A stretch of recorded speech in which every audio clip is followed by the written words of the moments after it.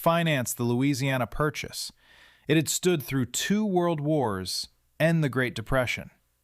For more than 2 centuries, it was so powerful, it was once called a great power in its own right. And it counted the Queen of England among its clients. 233 years of history. And it was destroyed.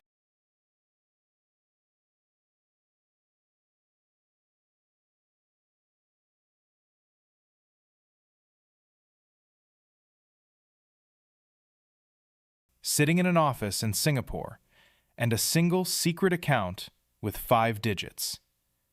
88888. This is the story of how one man gambled away one of the oldest banks in the world, and why nobody stopped him until it was far, far too late. This is Trail of Greed, where we follow the money behind history's biggest financial crimes. Last time, the greed was built into a whole system. Thousands of people pushed into fraud. Today is the opposite. Today, it's one man. But here's the twist that ties them together. The system that was supposed to stop him didn't exist. And that's exactly why he got away with it for so long. Let's follow the trail. His name was Nick Leeson. He was born in 1967, a working-class kid from Watford, just outside London. No university degree, no old money connections. Just sharp, hungry, and good with numbers. He clawed his way into the City of London's banking world and eventually landed at Barings, Britain's oldest and most prestigious merchant bank. The kind of place that normally hired polished men from elite universities. Leeson wasn't that. He was an outsider who'd worked his way up, and he was about to be handed an enormous opportunity. The world to Singapore to run their operation trading futures on the Simex exchange.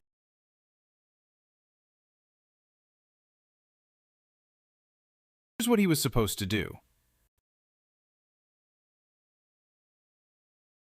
Nikkei stock index traded on 2 different exchanges.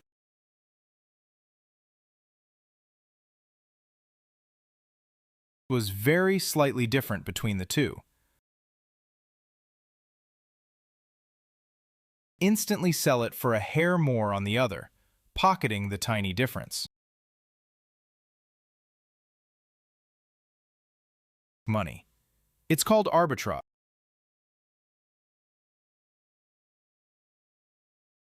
It's almost risk-free. And at first, the profits flowed. London loved him. He looked like a star, the golden boy printing money in Singapore. Management saw the profits and asked very few questions. That was their first mistake. To understand how one man destroyed this bank, you have to understand one catastrophic decision Barings made. And it's so basic, it's almost hard to believe. There are 2 completely separate jobs. The bets, and there's the back office. Them and check that everything the trader claims is actually real. Those 2 must never be the same person. At Barings in Singapore, Nick Leeson was given both jobs. He ran the trading desk, and he ran the back office that was supposed to check him. Think about what that means. He was the player and the referee, the gambler and the scorekeeper. He could place a trade, and then he could be the one to record what that trade earned. There was no independent person on the other side verifying the truth. And so, shortly after he arrived, Leeson created an account. In trading, error accounts are normal. A temporary place to park a trade that got booked wrong until you fix it. Leeson opened one and numbered it 88888, 8 being a lucky number in Chinese culture. But account 88888 was not going to be used to fix errors. It was going to be used to hide them, and it would become the most infamous account number in banking history. It started small. In 1992, a junior employee under Leeson made a trading mistake that cost about £20,000. A real error, but an embarrassing one. Leeson didn't want to report it and look like he couldn't control his desk, so he hid it.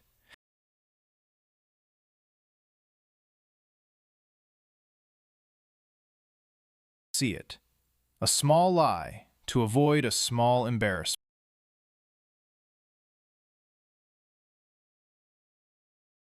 You can't just report it later. You have to trade your way out of it. The hole and make it disappear. And that's the moment Nick Leeson stopped being an arbitrage trader and became a gambler.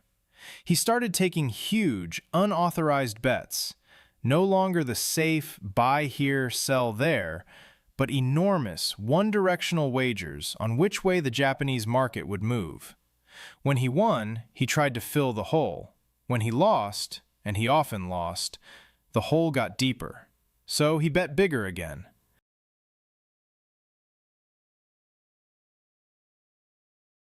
£2 million in losses. A year later, 23 million.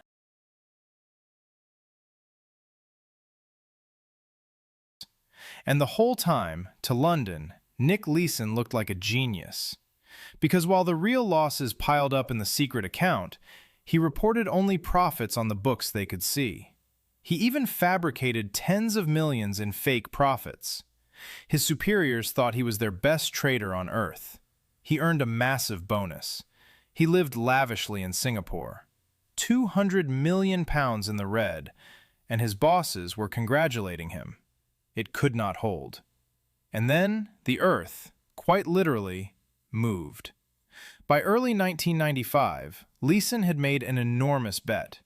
In simple terms, he was wagering that the Japanese stock market would stay calm and stable, that it wouldn't move much in either direction. The market stayed quiet. Then, on January 17, 1995, a massive earthquake struck Kobe, Japan. It was a human catastrophe, more than 6,000 people killed. And in the financial markets, it was a shock too.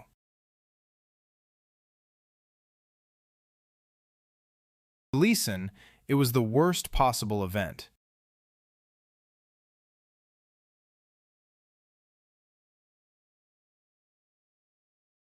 Away. Leeson did the opposite. Convinced he could still save himself, he did the most dangerous thing a gambler can do. He doubled down. He bought more, placing gigantic bets that the market would bounce back and recover. He was trying to win it all back in one desperate swing. The market didn't recover. It kept falling, and every contract he bought on the way down made the hole deeper. When it was finally over, the losses hidden in account 88888 reached £827 million, well over $1 billion, more than twice the entire amount of money the bank had available. One trader had lost more than his whole bank was worth. The end came fast. An auditor spotted a discrepancy in the accounts, a hole that didn't add up. Leeson, cornered, tried one last lie. He fabricated a story about money owed by another firm and even doctored a document to back it up. It bought him only days. The questions kept coming, and Leeson knew the truth was about to surface. So, on February 23, 1995, Nick Leeson did the only thing left. He ran. He fled Singapore with his wife, leaving behind a short message for his employers. 2 words: "I'm sorry."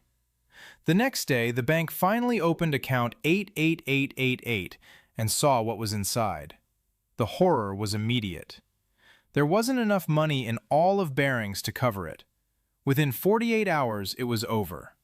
On February 26, 1995, Barings Bank, 233 years old, the bank that had financed wars and held the accounts of the Queen, was declared insolvent, bankrupt, finished. Days later, the Dutch bank ING bought the entire collapsed institution, all of it, for the symbolic price of £1. 2 1/3 centuries of history sold for the price of a newspaper. Leeson didn't get far. He was arrested in Frankfurt, Germany, and eventually extradited back to Singapore to face justice. In December 1995, he pleaded guilty to charges of deceiving the bank's auditors and cheating the exchange. He was sentenced to 6.5 years in a Singapore prison. He served around 4. Behind bars, he was diagnosed with colon cancer, which he survived. His marriage did not. His wife divorced him while he was inside. He walked out in 1999, a free man, but a broken and infamous one. Now, it's easy to call Nick Leeson a rogue traitor and end the story there. One bad man, one secret account. But that lets the bank off the hook, and that's the part I don't want you to miss. Because here's the real lesson. Leeson should never have been able to do this. The entire disaster was possible because Barings let one person be both the traitor and the person checking the traitor. They were so dazzled by his fake profits that nobody asked the basic questions. The fraud was Leeson's, but the open door was theirs. And there's a human truth here too, one that shows up in almost every story on this channel. Leeson didn't set out to destroy a bank. He set out to hide one small mistake. And then he spent 3 years convinced that the next trade, just one more, would fix everything. That's the trap. Not evil, just a hole, and a man who kept digging, certain the next shovel would get him out. It never does. So here's my question for you, and be honest. If you were Nick Leeson, £2 million in the hole, with a way to hide it and a chance to win it back, would you have confessed right then? Or would you have placed the next bet? Sure, you could fix it. Tell me where you would have stopped, in the comments. I reply to every one in the first hour. If you're enjoying these, subscribe. One new financial crime story every week. Because next time, we go back to where this channel began. Remember Charles Ponzi and his little scheme? Now imagine that exact same trick, run not for a few months, but for decades, until it became the single biggest fraud in the history of the world. $65 billion. That's Bernie Madoff. Follow the money. Follow the trail.